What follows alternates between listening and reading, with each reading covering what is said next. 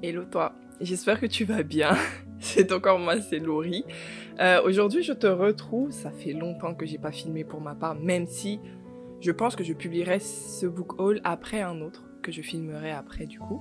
Donc si je fais si je bug, si je reprends mes phrases, etc., je suis désolée, ça fait vraiment longtemps, pour moi en tout cas, ça fait tout l'été là. Ouais, je te retrouve aujourd'hui, comme tu as dû le lire, pour un book haul. Un énorme book haul. Je viens de compter le nombre de livres, il y en a 42.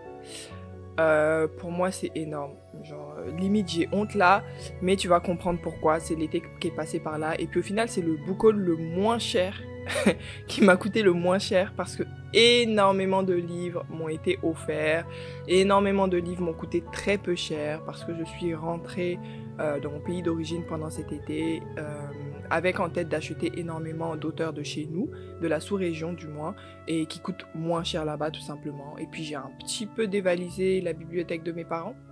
Bref, on commence. Alors, on va commencer cependant avec les livres que j'ai achetés avant de partir en vacances et que je ne t'ai jamais montré. Il y en a pas mal, mine de rien. Mon dernier book haul date du mois de mai. Je pense que je l'avais sorti en juin, mais c'était courant mai. Donc ça fait déjà 3 bons mois et du coup, entre-temps, avant d'aller en été, on m'avait offert pas mal de livres et j'en avais acheté certains. On commence tout de suite. Tout d'abord, je vais te présenter les fameux romans éternels qu'on voit un peu partout, qui nous harcèlent sur Instagram. Oui, j'ai craqué. J'ai tout d'abord Orgueil et préjugés de Jane Austen, qu'on ne présente plus. Je vais essayer de te montrer les belles couvertures.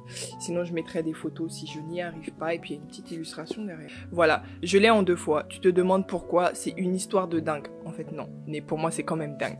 En gros, j'ai essayé de le commander pendant mes vacances. J'y suis pas arrivée. Donc, juste ça a été après les vacances. Hein, mais tu comprendras pourquoi je te montre en début. J'ai essayé de le commander pendant mes vacances. J'ai pas réussi. En gros, ça a mis paiement refusé, je sais pas quoi. Ensuite, je suis venue ici. Je l'ai acheté. De base, quand j'ai commandé les 3 premiers livres. Donc, t'en as 2 que tu payes pour 13,90 €, donc 14 €. Et t'en as un offert, le 3e offert. Mais j'avais pas réussi à faire ma commande. Donc, au final, j'ai payé chez le marchand de journaux à côté. C'est pas le lendemain, littéralement, je reçois un paquet avec les livres que j'avais commandé du bled, alors que j'ai vérifié, ils n'ont pas prélevé sur mon compte. Donc il faut que je les contacte. Ça me saoule un peu, ça veut dire que je vais devoir revendre l'un des 2, alors que de base il coûte même pas cher, donc je sais pas qui va vouloir me le racheter. Mais bon, j'ai Orgueil et préjugés, je ne vais pas te faire l'affront de te faire les synopsis de ces livres, parce qu'ils sont tellement connus, j'en ai tellement entendu parler, et je les ai pas lus, donc je risque de faire des synopsis très banco. Oui, j'ai dit banco. Donc voilà. Donc j'ai Orgueil et préjugés de Jane Austen. J'ai eu aussi Les 4 filles du Dr Marsh. Franchement, les couvertures, c'est des dingueries. Je sais que ma caméra ne doit pas faire honneur aux couvertures. Mais c'est des dingueries. Et puis surtout, ça ne doit pas faire le focus. Mais vu que j'ai pas mes lunettes, je ne vois pas grand chose. Oui. Donc Les 4 filles du Dr Marsh de Louisa May Alcott. Et enfin, Les Hauts de Hurlevent de Émilie Brontë, dont j'ai entendu énormément de bien. Est-ce que t'as fait le focus? Oui, non, je sais pas. Voilà, donc j'ai ces 4 ouvrages-là. Je vais essayer d'en revendre un pour n'avoir que les 3. Dans le même type de collection, j'ai acheté de mon propre chef, cette fois-ci chez le marchand de journaux, 2 livres de la collection, je crois que c'est les Maîtres du Fantastique. Donc il y a Halloween qui arrive, c'est l'automne, tout ça, donc voilà, je suis allée voir. Il y a le tout simplement classique Frankenstein de Mary Shelley. Bon, pour le coup, je l'ai jamais lu, mais j'ai vu tellement d'adaptations de Frankenstein que bon, je connais l'histoire, hein. On connaît Victor Frankenstein qui est une sorte de savant fou, c'est pas vraiment un savant fou, c'était pas vraiment un savant fou, scientifique, qui a créé une sorte d'humanoïde qui lui a échappé. Et voilà, c'est le monstre de Victor Frankenstein. Ensuite, je me suis procuré Le Chat Noir. Donc, Le Chat Noir et Autre histoire extraordinaire de Edgar Allan Poe. Franchement, j'adore la couverture. Encore une fois, si ça fait pas le focus, je mettrai une image, mais je vous l'ai montré en vrai l'effet que ça fait. Je kiffe de ouf. Donc Edgar Allan Poe, qui était un poète, il me semble, romancier, qui est très connu, mais dont je n'ai encore jamais lu les œuvres. On continue parce qu'on est à 1/8, je dirais, de ce que je dois te présenter. Bon, on y va. Alors cette fois-ci, du coup, avant de partir en vacances, je me suis procuré Powell pour Maquerelle. J'espère que j'ai bien prononcé, étant donné que je ne parle pas créole, de Valérie Rodney, qui est la fleur curieuse de... Enfin, sur Instagram, c'est son Instagram, la fleur curieuse. Donc c'est une autrice que j'ai connue, enfin non, j'ai entendu parler de base via son podcast. En gros, dans son podcast, elle va conter, mais vraiment avec un vrai storytelling, hein, c'est pas plat du tout, plein de contes et plein d'histoires qui ont forgé la société créole et antillaise. Du coup... Enfin, créole antillaise plus particulièrement, parce qu'il n'y a pas que les Antillais qui sont créoles, ou en tout cas qui parlent créole, et voilà, et c'est super bien compté, et via ça, je suis passée à son Instagram, et en fait, elle a sorti un petit livre qui est un recueil pareil de petites histoires, que j'ai hâte de finir. J'ai déjà commencé, je recommande déjà, et elle est super drôle. Ensuite, je me suis procuré en seconde main Victoire, les saveurs et les mots, de Maryse Condé, que j'ai lu en fait en lecture commune, même si moi je m'y suis prise très tard, que j'ai lu en lecture commune avec le groupe, je crois, de Olivia, des Roseaux Pourpres. J'ai fait tellement de lectures communes en très peu de temps que je me rappelle plus, mais en gros j'ai fait une lecture commune avec le club de lecture des Roseaux Pourpres.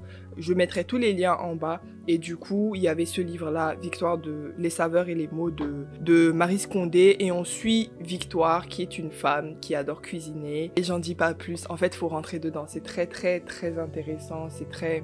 Il y a beaucoup d'émotions dans ce livre, franchement. Je sais même pas si j'en ai fait la chronique sur la chaîne, il faudrait que je vois parce que ça fait longtemps que j'ai pas filmé. Ensuite, j'ai commandé les livres de la Terre fracturée, le tome 1, donc la 5e saison de N.K. Jemisin. De 1 parce que j'ai vraiment depuis longtemps envie de découvrir cette autrice afro-américaine de science-fiction qui est très très connue. Et puis en fait il y a le conte La fille du livre, donc Amanda de La fille du livre, qui n'a pas arrêté de faire une propagande. Comme je suis un mouton, je suis tombée dedans, je savais que j'allais finir par lire cette autrice. Donc j'ai commencé par ça, tout simplement. Je ne l'ai pas encore lu. Ensuite, on a un ouvrage que j'ai déjà lu, c'est Death Note Short Stories. Donc il y a un peu de surbrillance sur la couverture, je ne sais pas si tu vas voir.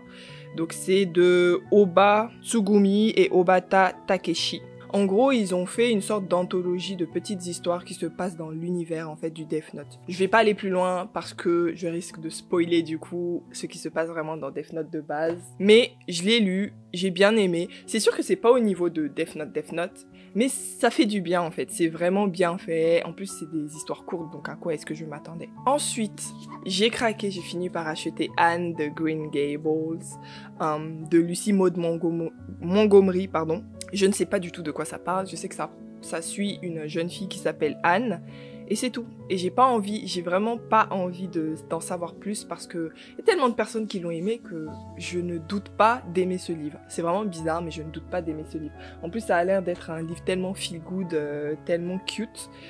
J'ai vraiment hâte. Ensuite, un cadeau que j'ai reçu, Ray Bearer de Jordan Ifueko. En plus, il y a le tome 2 qui est sorti là, il y a moins d'un mois, il me semble, c'est Redemption, de la même autrice. Du coup, Ray Bearer, on va suivre, je ne sais pas comment elle s'appelle, mais je sais qu'on suit une jeune fille qui a été élevée exprès pour rentrer dans la garde rapprochée d'un prince. Donc elle a eu une enfance assez particulière, assez dure, et sa maman, donc en tout cas sa figure maternelle, souhaite qu'elle rentre dans la garde rapprochée du prince de leur royaume, après avoir passé un concours pour ce faire, et qu'elle tue le prince. Mais tout ne va pas se passer comme prévu, comme tu t'en doutes. Ce livre est magnifique. Voilà, je voulais juste te montrer. Ce livre est magnifique, et regarde-moi ça. We love to see it. We really love to see it. Il est vraiment beau. Ensuite, dans un nouvel épisode de Laurie est un mouton, je me suis procuré Les filles de la chance de Charlotte Nicole Davis, qui a été conseillée sur le compte de Daily Debbie. Daily Debbie, c'est la créatrice du podcast Despoils, yes, où on parle, tu t'imagines, de livres. Et elle n'a pas arrêté de parler de ce livre, elle a kiffé, donc je kiffe son contenu, donc je me suis dit, écoute, si elle a kiffé, je vais kiffer. Alors, dernier livre que je me suis procuré avant de partir en vacances, qui n'est pas un livre, qui est une BD, c'est Carbone et Silicium. De qui d'ailleurs? De Mathieu Bablet, pardon. Alors, en fait, ça fait plus d'1 an que je voulais cette BD. Elle a un petit coût, il me semble qu'elle coûte quasiment 30 €. Non, j'abuse, 23 €. Ouais, 23 €. Mais j'ai pas l'habitude d'acheter les BD aussi chers, quoi. Ni des livres d'ailleurs.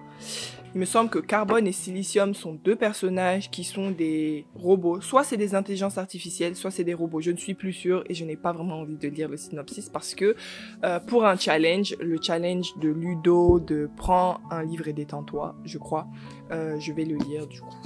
Voilà. Alors, je te présente juste le livre que j'étais déjà présenté, c'est Cemetery Boys. Il me semble que j'ai déjà présenté, je sais pas dans quel type de vidéo. Mais en gros, je l'avais en e-book. J'ai commencé à le lire. Je me suis stoppée vers 40%. Pourtant, je kiffais. Somehow, je sais vraiment pas pourquoi je n'arrivais pas à avancer. Genre vraiment, je le lisais très lentement. Ça n'allait pas. Désolée pour le bruit, hein, la fenêtre est ouverte.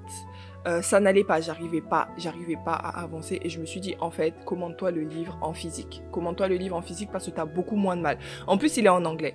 Moi, pour les e-books, j'adore, j'en ai plein, j'en lis plein, mais quand c'est en anglais, il faut que ce soit de l'anglais vraiment facile. Celui-là, c'est pas difficile, mais c'est pas simple non plus. Ça me frustrait de faire des mois pour lire ça parce qu'il fait quoi? 300 pages, un peu plus de... Ouais, 350 pages, même pas. Et ça fait 2 mois que je le lis, c'est pas possible, bref. Je me le suis commandé en physique. De toute façon, je kiffais, donc je savais que c'était pas un investissement perdu. Et je le finis bientôt et je vais vous faire un update lecture dont il fera partie. C'est déjà le bazar de ce côté. Je sais pas où est-ce que je vais mettre le reste des livres, mais ça va être compliqué. On continue cette fois-ci sur les achats de vacances. Alors, pour rappel, je suis originaire du Burkina Faso, petit pays très charmant et enclavé d'Afrique de l'Ouest. Donc je suis rentrée pour voir ma famille, logique, et j'en ai profité pour craquer mon slip. La plupart des premiers ouvrages que je vais montrer, en tout cas tous ceux qui ne sont pas d'auteurs africains ou antillais, je ne les ai pas achetés parce que je ne vais pas rentrer en Afrique pour acheter des auteurs européens ou américains. Je les ai pas achetés, je les ai piqués dans la bibliothèque en général, soit de ma mamie, soit de ma maman, parce qu'ils en voulaient plus et parce que ça m'intéressait tout simplement. Tout d'abord, on a Science pour tous. Science pour tous de Daniel Reichwald. Je te montre quand même la couverture, même si elle n'a rien de spécial. C'est un tout petit livre en fait, qui va parler de l'histoire de la vulgarisation scientifique. Je sais pas si tu captes, c'est pas l'histoire de la science, mais l'histoire de la vulgarisation scientifique. J'ai trop hâte de le lire. Ensuite, on a un classique. Est-ce que je fermerai pas la fenêtre, franchement? Donc, on continue. Ensuite, on a un classique que je n'ai pourtant jamais lu, qui est Le chien des Baskerville de Conan Doyle. Donc, c'est un numéro de Sherlock Holmes. Je sais pas quoi dire de plus, regardez l'état de ce livre. En fait, il est vraiment abîmé, mais l'intérieur est nickel. Et tu sais, c'est des livres où les pages sont jaunies. Je trouve ça beau. D'ailleurs, je suis tombée sur une page où on a souligné quelque chose. Bref. Ensuite, je vous le présente quand même, mais je risque pas de le lire de sitôt. J'ai Les Brumes d'Avalon, le tome 2, La Dame du Lac. Donc c'est dans l'univers du arthurien, enfin du mythe arthurien comme tu t'en doutes. J'ai dit que je n'allais pas le lire de sitôt parce que je me suis rendu compte très tard que c'était le tome 2 que ma mamie m'avait offert. Donc faudrait que je prenne le tome 1. Sauf que ma pâle, elle me regarde tous les jours. Elle n'est pas d'accord avec ce genre de choix. Donc je vais le mettre de côté jusqu'à ce que j'ai l'envie de prendre. Ensuite, un classique, mais prépare-toi parce que quand je l'ai vu dans la bibliothèque de ma mamie et ensuite dans celle aussi de ma maman, j'avais la larme à l'œil tellement ce dessin animé, en tout cas le dessin animé qui a été fait grâce à ce livre, c'était tellement émotionnel pour moi. Je me suis pris, oula, je sens que le focus n'est pas fait. Les Malheurs de Sophie. Les Malheurs de Sophie, dans la collection du coup de la comtesse de Ségur, si tu connais. Illustré en plus, je vais essayer de te montrer des illustrations. Oh, c'est pas super beau ce que je te montre. Voilà la petite Sophie qui est assise toute seule. Et pourquoi est-ce que pour moi c'est une histoire qui fait remonter les émotions? Tout simplement parce que je trouvais que c'était vraiment triste. En fait, j'ai un souvenir vraiment triste des Malheurs de Sophie. Et je vais pas mentir. J'ai hâte de le relire pour voir si c'était aussi triste que je le pensais, mais j'avais tout le temps de la peine pour elle. Tout le temps. Je sais que c'était une gamine qui faisait beaucoup de bêtises, mais pour moi, elle se faisait maltraiter. Et ça m'arrivait de pleurer devant le dessin animé. Ou alors j'étais juste une chochotte. Faut le dire. C'est pas très grave, j'ai le droit d'être une chochotte. Ensuite, on a 2 livres qui parlent de la même chose. D'abord, Fables and Legends of Ireland.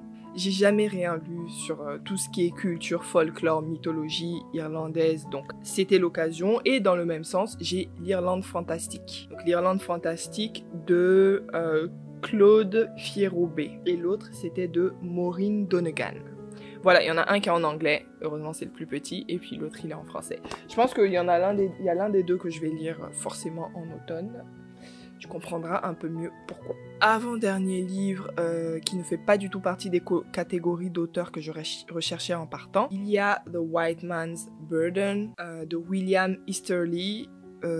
Donc ça dit en bas « Why the West's efforts to aid the rest of the world have done so much ill and so little good. And I agree with this. » Je suis désolée pour mon accent. Franchement, au point où on en est, tu vas pas te plaindre pour ça. Donc je pense que tu as compris de quoi ce livre parle. De base, je voulais pas le prendre, mais quelqu'un qui l'a lu m'a dit franchement, prends-le, tu verras, c'est pas mal et puis ça passe vite. Mais voilà. Je ne garantis pas de le lire incessamment sous peu parce que j'ai pas envie d'être triste, j'ai pas envie d'être énervée. Dernier livre de cette catégorie, on a Amityville, la maison du diable. Je te montre pas la couverture, je mettrai peut-être une image ici parce que moi ma couverture elle est toute noire. Il y a juste le titre ici. Donc c'est Amityville, la maison du diable de... Je crois que c'est Jay Hagon. Je mettrai le nom de l'auteur parce qu'en fait c'est usé donc on voit pas très bien. J'ai pas besoin de t'expliquer ça parle de quoi. Amityville, qui n'a pas vu Amityville? C'est de l'horreur. Je précise juste. Allez, on continue. Cette fois-ci, dans la catégorie auteur des Antilles, je n'ai qu'un livre, c'est Ségou. Ségou de Maryse Condé. Ouais, j'ai jamais lu Ségou. Donc ça, c'est le tome 1, Les Murailles de Terre. J'ai vraiment hâte, pour le coup, de le lire parce que je le vois comme un classique. Par contre, c'est écrit, pour moi, super petit. Il y a à peine de la marge. Donc je me dis, j'espère la tantine Maryse Condé, son écriture, elle est accessible. Hein, parce que là, j'ai 500 pages d'écrit tout petit. Et très serré. Je n'ai pas précisé, mais Ségou, de ce que j'en ai entendu parler, c'est une histoire qui se passe en Afrique, plus particulièrement dans la zone de l'actuel Mali, Tombouctou, je crois. Et on va suivre les membres d'un royaume au XVIIIe siècle, donc qui vont se battre pour garder leur culture contre les colons. Je pense que c'est à peu près ça. À partir de maintenant, tous les auteurs que je vais te citer sont africains.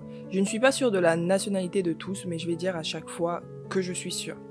On a tout d'abord Crépuscule des temps anciens de Nazi Boni, qui est un auteur burkinabé. Et en fait, plus qu'un roman, c'est plus une chronique qui va parler de 3 siècles d'histoire des Boimou. Le Boimou est une langue en fait qui est parlée par un certain peuple au Burkina Faso. Donc lui, il va raconter 3 siècles de leurs histoires jusqu'à la colonisation. Ensuite, on a Le Pagne Noir de Bernard Dadier, qui est un classique. Donc Bernard Dadier est un auteur ivoirien, il me semble. Et Le Pagne Noir, donc c'est très court, donc j'ai pas vraiment lu de quoi ça parle. C'est un conte, ça j'en suis sûre, ou peut-être plusieurs contes, qui vont rassembler plusieurs morceaux du folklore baoulé, je crois, en tout cas de la culture baoulée plutôt que le folklore. Et dedans, ces personnages vont être des animaux. Donc j'ai vraiment hâte. Il fait combien de pages? 150 pages, il est vraiment très court. Et voilà. Alors maintenant, je vais te présenter un roman que j'ai déjà lu. Je ne sais pas si je l'ai chroniqué ici, mais il y a moyen. Dans tous les cas, je ne l'avais pas en physique. Je l'ai pris en physique parce que je compte le relire dans peu de temps, tout simplement parce que beaucoup de gens l'ont lu et je me suis dit peut-être que je suis passée à côté de quelque chose. Donc il s'agit de L'aventure ambiguë de Cheikh Hamidou Kane. Cheikh Hamidou Kane, qui je ne sais même plus d'où il est. Alors, Cheikh Hamidou Kane est un auteur sénégalais. Ensuite, je vais te présenter Morituri de Yasmina Khadra. Yasmina Khadra qui est un auteur algérien. J'ai dit bien un auteur parce que moi j'ai fait l'erreur d'assumer le fait que ce serait une autrice. En fait, c'est un auteur qui est algérien. Il s'agit d'un policier. Je t'avoue que j'ai lu la 4e de couverture qui est plutôt longue d'ailleurs. Mais je n'ai pas compris, j'ai pas vraiment compris grand chose, donc je me suis dit, bah écoute, de toute façon le livre il est pas très long, il fait 160 pages, et je vais quand même rentrer dedans comme ça sans savoir trop de quoi ça parle. Je sais juste que c'est un policier, je pense que c'est bien assez. Prochain livre, un classique encore une fois, j'en ai pris beaucoup des classiques, tu vas voir. En tout cas, si tu connais un peu les littératures africaines, tu vas en voir passer pas mal. Il y a une si longue lettre de Mariam Abba que j'ai déjà lue en réalité quand j'étais au lycée, je pense, peut-être au collège, je ne suis pas sûre, mais en fait je ne m'en rappelle pas du tout. Enfin, je me rappelle de lui dans le sens où on en parle tellement que c'est compliqué d'oublier de quoi parle ce livre. Mais je n'ai plus en tête la sensation que j'ai eue en le lisant. Donc je prévois de le relire incessamment sous peu. Mais une si longue lettre de mes souvenirs, on va suivre les échanges épistolaires, je crois que ça se dit comme ça, les échanges de lettres entre une femme qui s'appelle...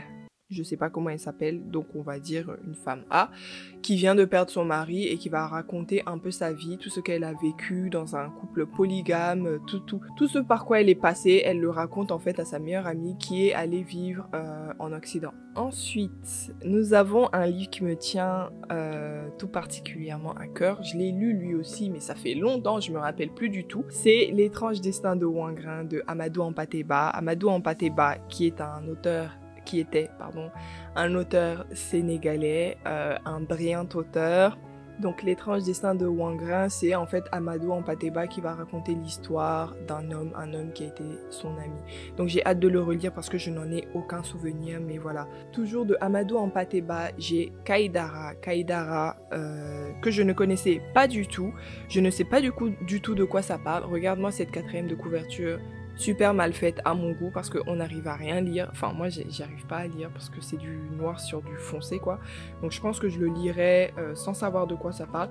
Il est pas très long, pareil. Il fait 230 pages. Donc, bon, voilà, quoi. Ensuite, un autre classique, on a Le Pleurer et rire de Henri Lopez. Henri Lopez, auteur congolais. Je pense que c'est ça. Et en fait, dans Le Pleurer et rire, je pense qu'il va faire une sorte de satire des pouvoirs, des gouvernements qu'on peut retrouver en tout cas dans les pays que nous on connaît, c'est-à-dire l'Afrique. Je sais que le personnage principal, en tout cas le président du pays qu'on va suivre, est arrivé en faisant un coup d'État.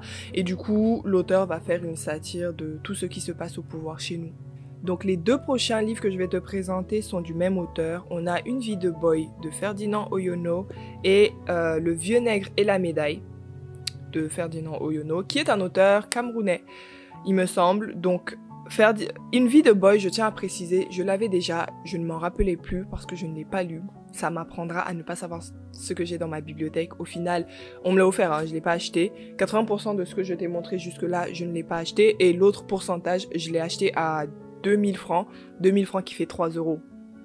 Des livres neufs. Tous ceux qui sont en seconde main, ils m'ont été offerts. Et tous ceux qui paraissent neufs, genre celui-là, je l'ai acheté, je crois, à 2 €. Qu'est-ce que je disais? Une vie de boy classique, j'en ai déjà parlé dans un book haul, il me semble. On va suivre un boy, le boy d'un colon, enfin en tout cas d'un prêtre ou un missionnaire, je sais pas trop comment ils appellent ça dans le livre. Et un boy, pour ceux qui connaissent pas, c'est un garçon qui va travailler pour des personnes. Mais très souvent ça s'apparente limite à de l'esclavagisme parce que ces personnes n'ont pas forcément beaucoup de droits, ils n'ont pas beaucoup de liberté, ils vivent dans les familles où ils travaillent. Je sais que ça dépend des pays, ça dépend des familles, mais voilà, il y a beaucoup de méfaits qui sont faits dans ce genre de choses.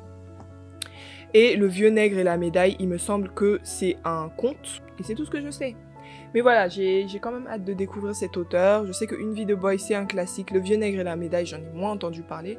Mais quand même, je pense que je vais bien aimer. Puis surtout, c'est des livres courts, en fait. Je pense que ce qu'il va falloir que je fasse, c'est un challenge. Parce que j'ai tendance à dire oui, j'ai hâte. Et à toujours me plonger dans les gros livres. Je sais pas pourquoi. Genre, j'ai l'impression que c'est mon trait toxique. Je prends des livres qui sont courts parce que je me dis ça, au moins, ça va être court, je vais kiffer, etc. Et je finis par rentrer tout le temps dans les livres longs. Pourtant, j'ai pas l'impression de préférer les livres longs. I don't know. Ensuite, on a La grève des Batous. Donc on m'a dit que ça se prononçait Batou, même si ça s'écrit Battu, de Aminata Sow Fall. Aminata Sow Fall, qui est une autrice sénégalaise. Elle a, dans ce livre-là, elle va parler d'une grève, forcément imaginaire étant donné que c'est la fiction, une grève des mendiants, des garibous, pour ceux qui savent ce que ça veut dire, en tout cas des enfants de la rue. Et je pense, il me semble que ça se passe au Sénégal. Donc Je ne sais pas si ça va être drôle, parce que ça fait bizarre dit comme ça, ou si ça va être triste parce qu'on va parler d'enfants de la rue. Mais c'est une autrice quand même dont j'ai entendu parler. Du coup, il serait temps que je la découvre.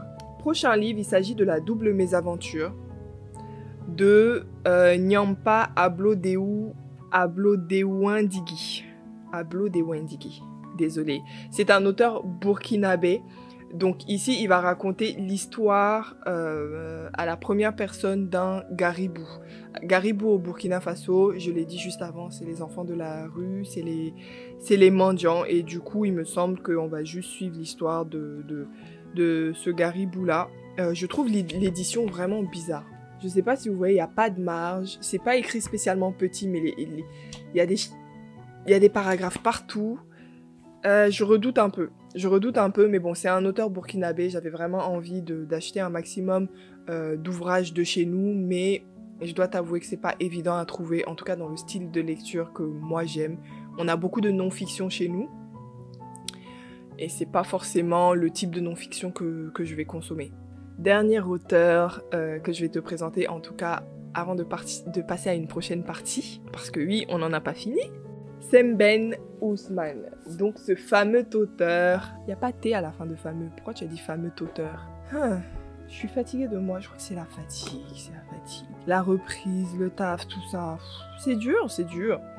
Bref, donc Sembène Ousmane est un auteur sénégalais, très connu. Très connu. Il me semble qu'il a été même l'un des auteurs les plus connus pendant longtemps. Donc j'ai pris Ô pays mon beau peuple de Sembène Ousmane. Je ne sais pas de quoi ça parle, je le lirai. De toute façon, il n'y a rien d'écrit derrière. C'est juste la photo de l'auteur. Ensuite, j'ai pris Niwam. Niwam, je me rappelle plus de quoi ça parle, mais je sais que j'ai vu la recommandation sur le compte et sur une vidéo YouTube même de Young Gifted and Black. Marina de Young Gifted and Black, dont je mettrai la chaîne en bas, et elle en a bien parlé. Et quand j'ai vu ce livre qui était à encore une fois 3 €, donc 2000 francs, je me suis dit oh vas-y. Et enfin du même auteur, Sembène Ousmane, j'ai Les bouts de bois de Dieu. Les bouts de bois de Dieu qui pareil m'ont coûté 3 €. Et qui est apparemment l'un des livres pour lequel il est le plus connu, où on va parler d'une grève, il me semble. Non, on va parler d'un conflit qui a opposé des cheminots à Dakar contre le gouvernement. Et je crois qu'il va y avoir une grève. Donc voilà, et puis dans tout ça, forcément, on va suivre un ou deux personnages en particulier. Mais bon, c'est vraiment THE livre de Sembène Ousmane qu'il faut lire. Donc en fait, quand je l'ai vu passer pour si peu cher, je me suis dit franchement, ce serait forcé que de ne pas le prendre, Laurie. Pour 3 €. Officiellement, on en a fini pour le book haul. Maintenant, on n'en a pas fini parce que je voulais juste te parler un petit peu d'une box livresque que j'ai reçue. J'ai reçu ça quand? Juste avant de partir en vacances. Oui, c'est la box des roseaux pourpres. Si ça te dit quelque chose, c'est normal, j'en ai parlé juste avant. Donc Olivia a créé une box j'allais dire bimensuelle, mais non. C'est chaque 2 mois, c'est pas 2 fois par mois. Chaque 2 mois, tu reçois une box où il y a 2 livres et un objet d'un entrepreneur ou de la bouffe, ou les deux. Je suis pas trop sûre des règles, je t'avoue. Mais je sais que c'est chaque 2 mois. Moi, j'ai reçu celle, il me semble, de juillet, étant donné que je suis partie en juillet. Oui, c'est ça. Et les livres qu'on avait... Déjà, chaque box a un thème. Le thème de celle que j'ai reçue, c'était le pays aux 1000 collines. Pays aux 1000 collines, j'espère que tu sais c'est quel pays. Sauf si tu n'es pas africain, je peux comprendre, tu vois. C'est pas forcément ta géographie. Mais le pays aux 1000 collines, c'est le Rwanda. Donc c'est le Rwanda et c'était le thème de la box de juillet. On a eu tout d'abord Génocidé de Révérend Rurangwa et La fille au sourire de perles de Clémentine Wamaria et Elizabeth Whale. Donc les 2 livres sont des témoignages. Celui-là, La fille au sourire de perles est quand même plus romancé que celui-là. Je trouve, j'ai pas encore lu celui-là à vrai dire, mais je tiens à prévenir que c'est des livres qui sont durs parce que c'est des témoignages de personnes qui ont connu la guerre, qui ont connu l'immigration forcée quand ça brûle dans ton pays et que tu es obligé de partir et que tu te hâtes même de partir et tu essaies de survivre, c'est exactement ça. Et il me semble que Génocidé c'est encore pire parce que c'est le témoignage d'un jeune homme qui a assisté au massacre de sa famille, voilà. Pour ceux qui ne connaissent pas l'histoire du Rwanda, franchement, je vais pas la refaire parce que c'est quand même quelque chose d'extrêmement connu. Et du coup, dans cette box, on a reçu ces 2 livres-là. Un qui était déjà annoncé et puis un autre qui était surprise, mais toujours en lien avec le thème. Donc c'était celui-là qui était surprise. Et en plus de ça, j'ai reçu une petite paille trop mignonne. Ça, c'est sûr que ça va pas faire le focus, mais en fait, elle est sous forme de cœur. Peut-être que tu vois mieux là.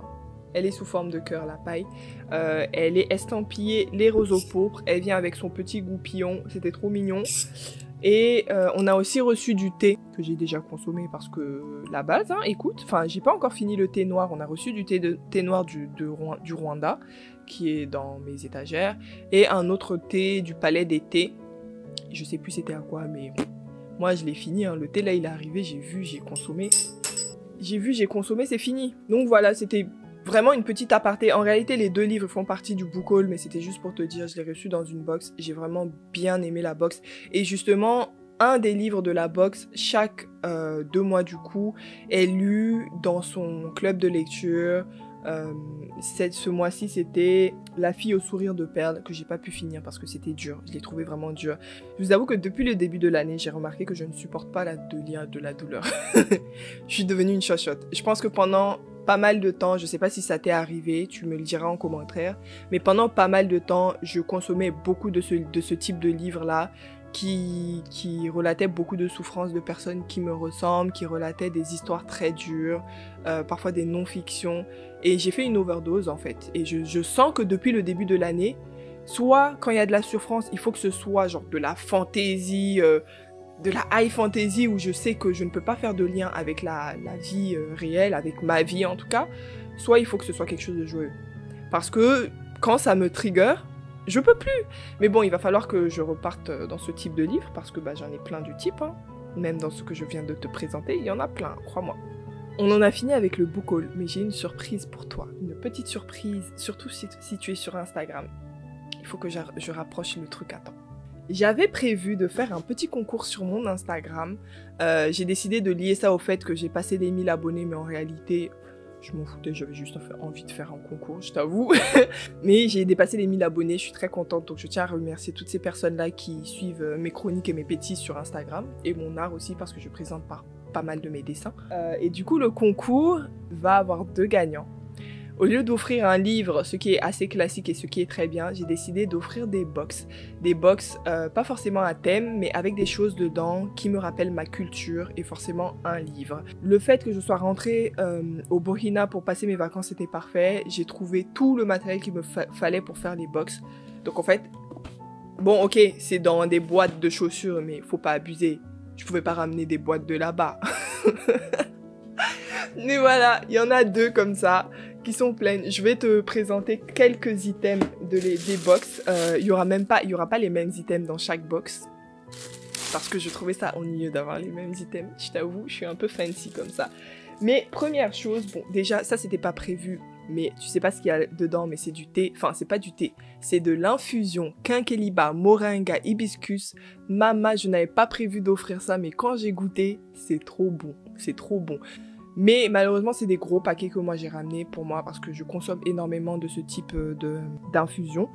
Donc j'ai mis dans des petits paquets comme ça pour faire goûter aux gens. Je crois qu'il y en a 3 dans chaque paquet. Ensuite, il y a une pièce de décoration faite par les artisans de chez moi. Admirez, et moi j'adore. Il faut savoir qu'au Burkina, on a une très grande culture du recyclage, de la récup, et tu as énormément d'artisans et d'artistes tout simplement, c'est des artistes qui vont prendre plein de trucs, que ce soit, bref j'ai oublié le mot, mais ils utilisent plein de trucs, que ce soit de la tôle, de l'alu, tout ce que tu veux, et là en fait ce sont des bougies de moto. Pour ceux qui s'y connaissent ou qui font de la moto ou qui ont fait de la moto, vous allez reconnaître. Ce sont avec des bougies de moto que la personne a fait ces 2 personnages-là qui sont en train de lire.